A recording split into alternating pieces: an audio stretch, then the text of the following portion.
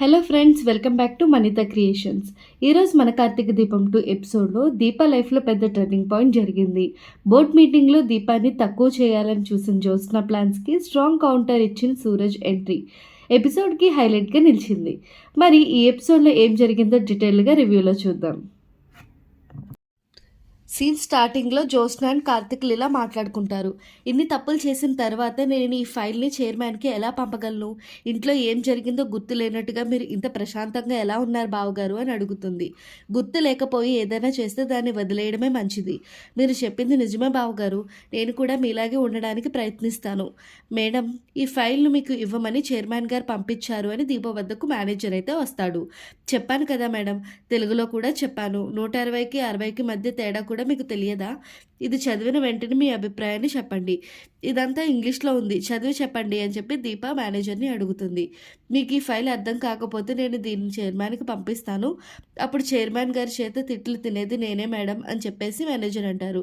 మీరు చదవండి, మీరు వెళ్ళకూడదు బావగారు, ఇక్కడ వాళ్ళు తమ విధి నిర్వహించాలి అని చెప్పేసి జ్యోత్స్న కార్తిక్ వెళ్తుంటే ఆపేస్తుంది.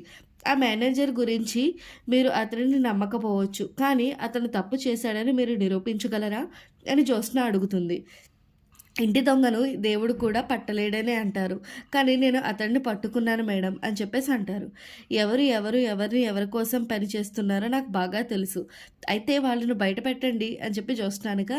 చీకట్లో తప్పు చేసే వాళ్ళు చాలా ధైర్యంగా ఉంటారని అనిపిస్తుంది. ఎందుకో తెలుసా? ఎందుకంటే వాళ్ళు ఏం చేసినా వాళ్ళ ముఖం ఎవరికి కనిపించదు కాబట్టి.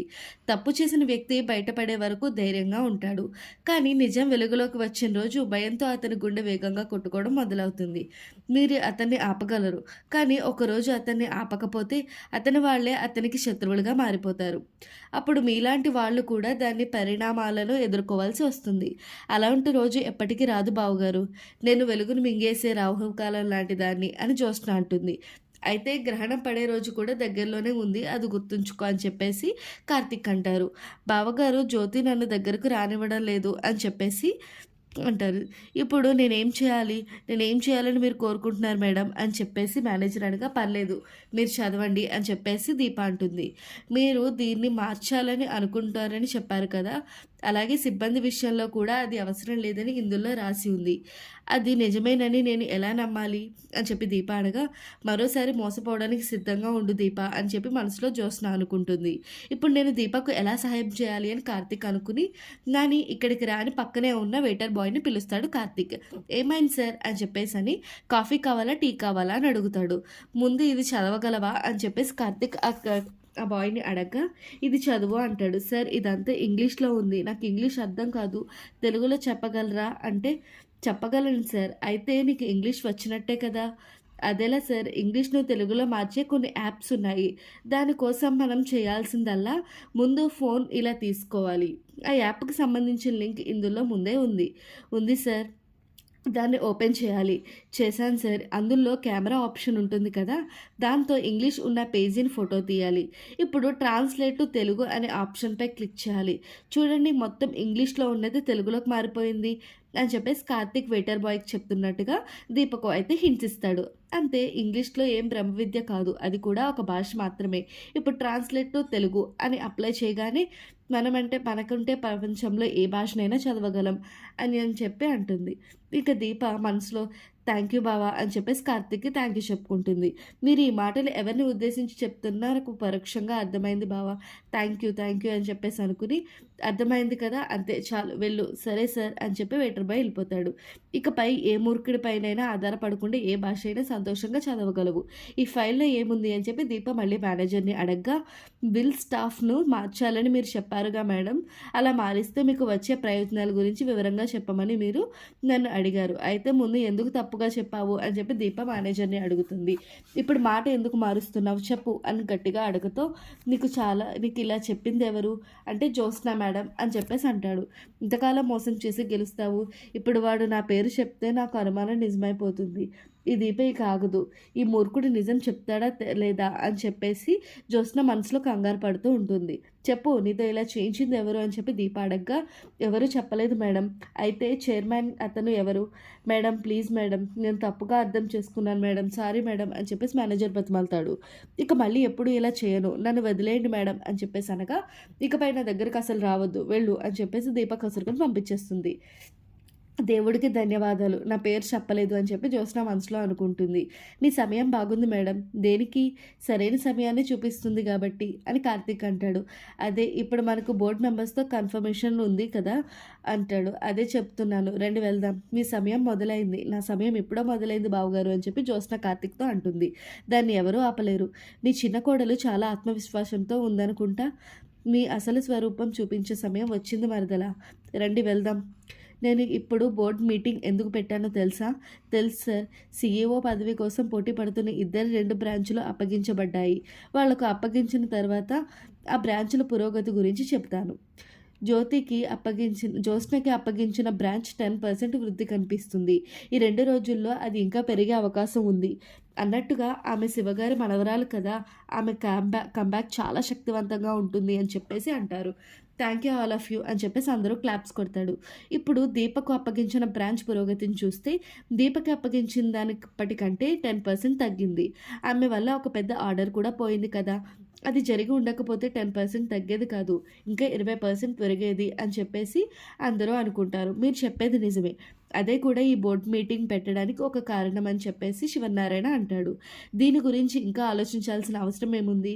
దీప దగ్గర ఉన్న బాధ్యతలను జ్యోత్స్నకు అప్పగించండి అని చెప్పేసి అంటాడు.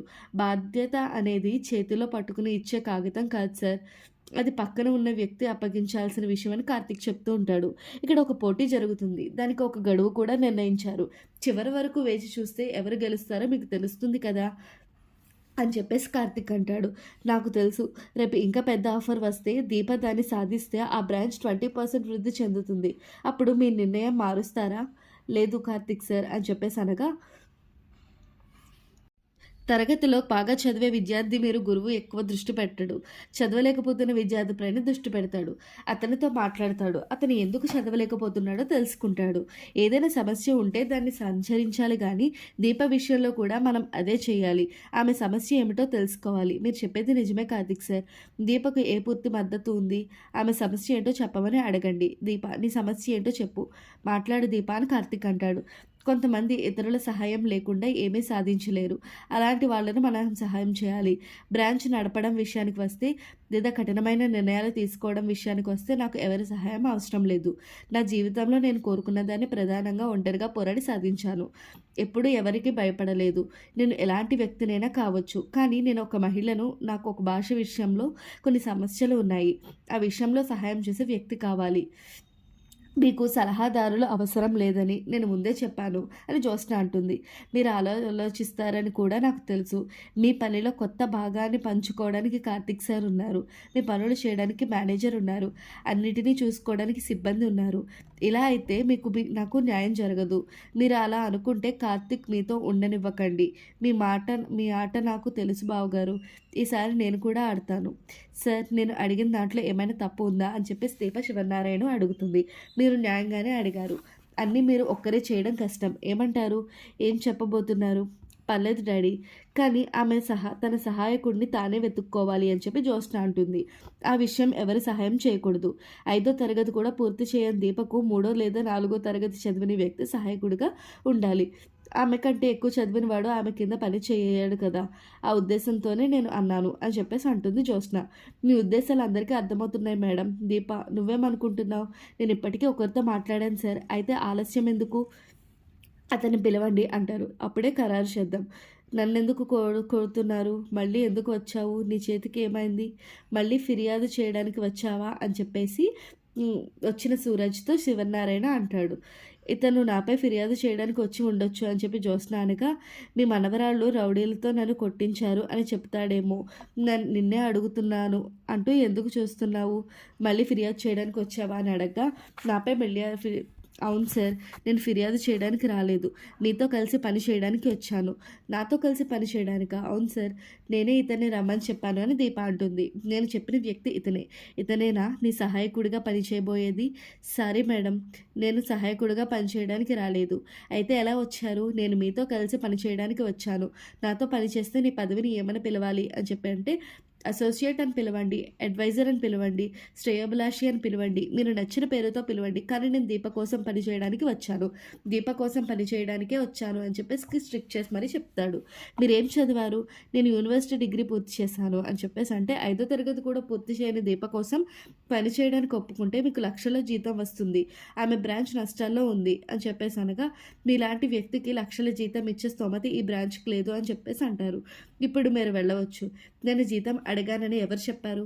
ప్రతి ఒక్కరూ జీతం కోసమే ఉద్యోగం చేస్తారు. నాకు జీతం ఇస్తే నేను పని చేయనని చెప్తున్నాను. జీతం ఇస్తే పని చేయవా? అవును సార్. జీతం ఇస్తే నేను పని చేయనని చెప్పాను. మీరు చాలా భిన్నంగా కనిపిస్తున్నారు. అందరూ డబ్బు కోసం పని చేయరు. చేస్తారు. ఇతను డబ్బు కోసం పని చేయడం లేదు సార్. అయితే దీప కోసం పని చేయడం వల్ల నీకు ప్రయోజనం ఏంటి? నాకు సూరజ్ హెల్తీ ఫుడ్స్ అనే ఫుడ్ స్టాల్ ఉంది. ఈ ఇంట్లో కొంతమందికి తెలుసు. మిగిలిన వాళ్ళ కోసం చెప్తున్నాను. దీపతో పని చేయడం వల్ల నాకు లాభం ఉంది. దీప బ్రాంచ్‌లో నా ఫుడ్ కోర్ట్ పెట్టుకోవడానికి స్థలం ఇచ్చారు. సూరజ్ హెల్తీ ఫుడ్స్, దీప బ్రాంచ్ 2 ఒకటే వ్యాపారానికి సంబంధించినవి. వాళ్ళు మీ దగ్గర ఉంటుంటారు. నా దగ్గర జ్యూస్ తాగుతారు. ఇద్దరికీ వ్యాపారం పెరుగుతుంది. ఇద్దరికీ లాభం వస్తుంది. ఇదే విషయం దీప నాకు చెప్పింది. ఆ ఆఫర్ నిన్న వెంటనే నేను ఒప్పుకున్నాను. అద్భుతం అమ్మా! నీ తెలివితేటలకు మెచ్చుకోవాలి. మీరు దీప తెలివిని మెచ్చుకోవద్దు. నా బావగారి తెలివిని మెచ్చుకోవాలి. నా శత్రువులు సహాయం చేయడానికి నా శత్రువునే తీసుకొచ్చాడు. దీప, ఈ రోజు నుంచి నువ్వు, సూరజ్ ఇద్దరూ కలిసి రెస్టారెంట్ కోసం పనిచేయండి.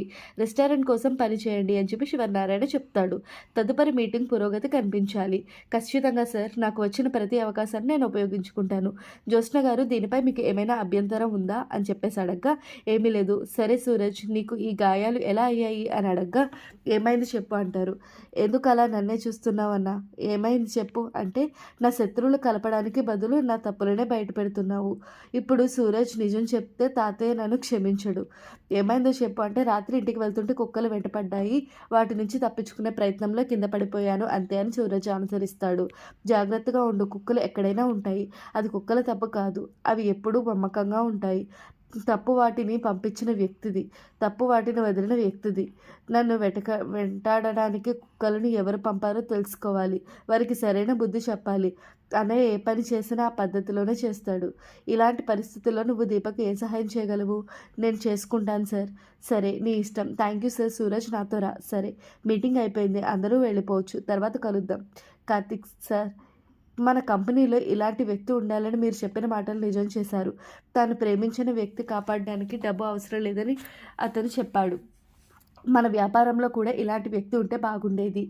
అది నా గొప్పతనం కాదు తాతయ్య. అది దీప చేసిన పని. నాకు కృతజ్ఞతలు చెప్పాలనుకుంటే దీపకే చెప్పండి. సూరజ్‌ను మంచి వ్యాపార లక్షణాలు ఉన్నాయి.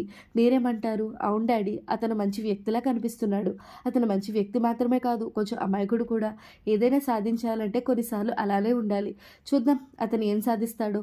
అన్ని స్టైల్ సిస్టమ్స్‌లో ఉన్నాయి మిస్టర్ సూరజ్. చూస్తాను. ఒక నిమిషం. ఇక్కడ బాగా పని చేస్తున్నట్టుంది. ఏసీ పెంచమంటారా? ఎంతమంది వచ్చినా మాకు ఏమీ చేయలేరు. మాకు అదే నమ్మకం. మేనేజర్లు ఆపినా, మోసం చేసినా, రౌడీలను పంపి కొట్టించినా మేము ఆగం. కొంతకాలం సహనిస్తున్నాము అంటే సరైన సమయం కోసం ఎదురు చూస్తున్నామన్నమాట. ఆది పరాశక్తి అయిన దీపకు ఇప్పుడు ఒక స్నేహితుడు దొరికాడు. ఇక మీరు వాళ్ళని ఏమీ చేయలేరు. దీప ఇలా టైం చేయాల్సిన అవసరం లేదు. అయితే ఎలా రాయాలి? నేను చెబుతాను. Manager sir. ఏంటి సార్? గ్రూప్లో నేను ఒక వాయిస్ మెసేజ్ పెట్టాను. దాన్ని టైప్ చేసి ప్రింట్ తీసుకునిరా. మీరు కూడా ఒకసారి ప్రయత్నించవచ్చు కదా సార్. అయితే నాకు నువ్వేమంటావు? కాఫీ టీలు సర్వ్ చేయించాక సార్ సార్ తర్వాత వెళ్ళి తీసుకురా. సార్, ఇది పని చేయడం లేదు. ఇది కూడా పని చేయడం లేదు. అర్థమైందా? నేను కాఫీ తాగడానికి వెళ్తున్నాను. నువ్వు కావాలంటే రా. నీ పని నువ్వు చూసుకో. ఆమె నిన్ను పిలవలేదు. సూరజ్, నువ్వు వెళ్ళు. నేను చూసుకుంటాను సూరజ్. సో ఇక్కడితో ఈ ఎపిసోడ్ అయితే అయిపోతుంది.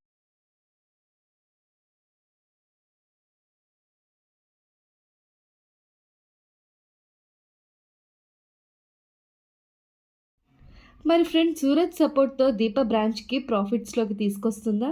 జోస్న నెక్స్ట్ ప్లాన్ ఏంటి? సూరజ్ మీద జరిగిన అటాక్ వెనుక ఉన్న నిజం బయటికి వస్తుందా? ఈ క్వెషన్స్ అన్నిటికీ ఆన్సర్ నెక్స్ట్ ఎపిసోడ్‌లో తెలుస్తుంది. సో వీడియో నచ్చితే లైక్ చేయండి, షేర్ చేయండి, సబ్స్క్రైబ్ చేయండి. Thank you for watching. Until then catch you later. Bye by.